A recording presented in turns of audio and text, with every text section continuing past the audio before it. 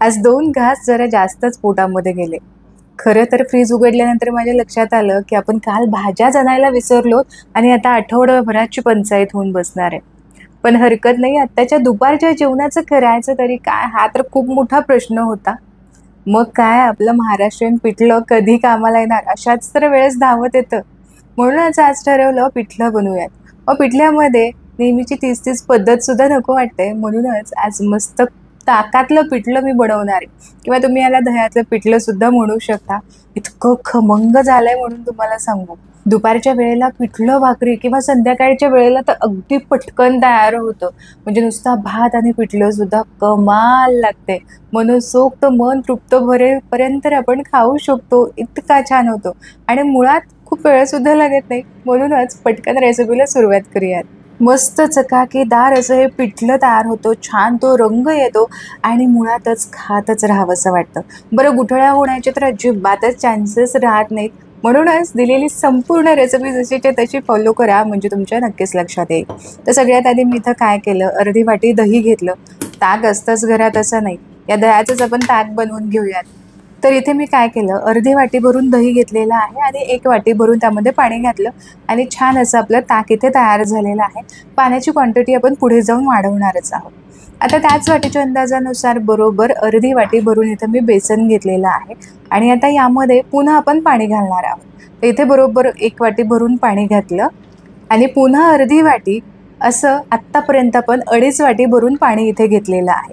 आता हे चांगलं मिक्सरला फिरवून घेतलं की नाही की अजिबात गुठळ्या होण्याची शक्यताच राहत नाही. तर या पद्धतीने तुम्ही ताकातलं पिठलं बनवा किंवा कुठल्याही प्रकारचं बनवलं ना तरी सुद्धा अजिबात गुठळ्या होत नाहीत. तर हे बघा अतिशय स्मूथ असं बॅटर इथे तयार झालेलं आहे. आता हे बॅटर एक काही सेकंदांसाठी किंवा काही मिनिटांसाठी आपण असंच ठेवून देऊयात. तोपर्यंत खमंग अशी फोडणी देऊयात. तर इथे कढईमध्ये तेल गरम करण्यासाठी ठेवलेलं आहे. पिठल्याला ना खमंग फोडणी बसली ना की पिठलं खूप छान लागतं चवीला. त्यामुळे तेल आधी चांगलं तापून घ्यायचं. गॅसची फ्लेम मिडियम टू हायवरती ठेवायचं.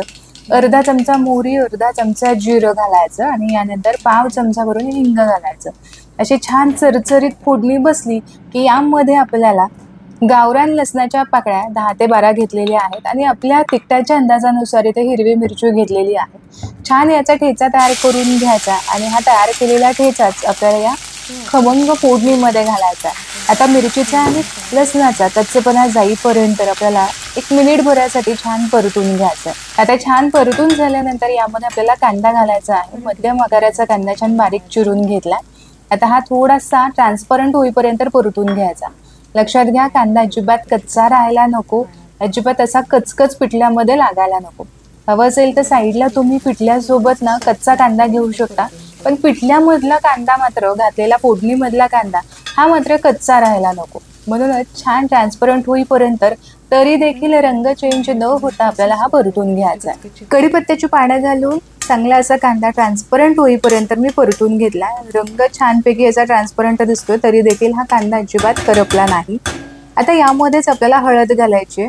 अर्धा छोटा चमचा भरून मी हळद घातलेली आहे. घातलेली हळद या फोडणीमध्ये चांगली मिक्स करून घेऊ आणि आता तयार करून घेतलेलं दही आणि बेसनाचं मिश्रण चांगलं मिक्स करून घ्यायचं. एकदा ढवळून घ्यायचं आणि मग यामध्ये घालायचंय. लक्षात घ्या ज्यावेळेस फोडणीमध्ये हे मिश्रण आपण घालतो त्यावेळेस गॅसची फ्लेम लो ठेवायची. मिक्सरच्या भांड्यामध्येच पुन्हा वाटीभर पाणी घातलेलं आहे आणि हे पाणी सुद्धा मी यामध्ये घातलं. आता दह्याची कन्सिस्टन्सी तुम्हाला कशी हवी आहे मी दाखवले त्या पद्धतीने हवी आहे की आणखीन जास्त पातळ हवंय. तर सुरुवातीला 2.5 वाटी भरून आणि नंतर 1 वाटी भरून असं पाणी मी यामध्ये घातलेलं आहे. सगळं मिक्सचर चांगलं एकजीव असं मिक्स करून घ्यायचं. यावेळेस तुम्ही गॅसची जी फ्लेम आहे ती मिडियम टू हायवरती ठेवू शकता. सतत अधूनमधून अशा पद्धतीने ढवळत राहायचं म्हणजे मग तळाला असं पिठलं चिकटत नाही किंवा अजिबातच गुठळ्या होत नाही. आत्ता यामध्येच घालूयात चवीपुरतीचं मीठ आणि यासोबतच हे चांगलं मिक्स करून घेऊयात. आता जसं जसं वेळ जाईल तसं तसं हे पिठलं छान दाटसर व्हायला सुद्धा सुरुवात होते. तर तुम्ही इथे बघू शकता रंग सुद्धा थोडासा डार्क वाटतोय आणि हलकासा दाटसरपणा सुद्धा आलाय. आता फक्त पिठल्याला एक उकळी येण्याची आपण वाट पाहूयात. तर पिठल्याला हलकीशी उकळी फुटायला सुरुवात झालेली आहे. जेव्हा अशी उकळी फुटते त्यावेळेस पिठलं पुन्हा एकदा चांगलं मिक्स करून घ्यायचं. इथे तुम्ही बघू शकता बऱ्यापैकी दाटसरपणा आलेला आहे. पण हे पिठलं अजूनही शिजलेलं नाही. म्हणून मग काय करायचं, गॅसची फ्लेम लो करायची. लो फ्लेम करून यावरती झाकण ठेवायचं आणि साधारण 3-4 मिनिटांसाठी हे असंच झाकण ठेवून पिठलं छान आपल्याला शिजवून घ्यायचं आहे. हवं असेल तर मध्ये तुम्ही एकदा हे पिठलं वर खाली करून घेऊ शकता. तर बरोबर 4 ते 5 मिनिटांसाठी इथं पिठलं मी छान शिजवून दिलेलं आहे आणि तुम्ही इथे बघू शकता छानच इथे रटरट असं हे पिठलं शिजतं आहे.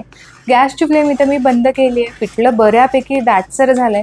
हलकंसं थंड झालं की आणखीन हे दाटसर होऊ शकतं आणि यासोबतच या पिठल्याला काय मस्त चकाकीसुद्धा आली आहे. अशी छान चकाकी आली ना पिठल्याला की समजून घ्यायचं आपलं पिठलं परफेक्ट शिजलेलं आहे. मग यापेक्षा जास्त शिजवायची गरज नाही. गॅसची फ्लेम इथं बंद केलेली आहे. वरून छान कोथिंबीर घालून मिक्स करून घेऊ. तिखट आणि हलकंसं आंबट असं हे पिठलं चवीला खरंच खूप छान लागतं. म्हणजे तुमच्या तोंडाला तर पाणी आलंच असेल आणि तुम्ही या पद्धतीने नक्कीच बनवून पाहाल. यासोबत मस्त भाजून घेतलेला उडदाचा पापड, कांदा आणि काही हिरव्या मिरच्या तेल लावून फक्त ना मी गॅसवरती भाजून घेतल्या. त्यासुद्धा कमाल लागतात. तर आशा करते आजची ही रेसिपी तुम्हाला आवडली असेल. रेसिपी आवडली तर व्हिडिओला लाईक जरूर करा. तुमच्या मित्र आणि परिवारामध्ये नक्की शेअर करा. पुन्हा भेटूया अशाच एका खमंग रेसिपीसोबत. तोपर्यंत स्वस्त राहा आणि मस्त मस्त खात राहा.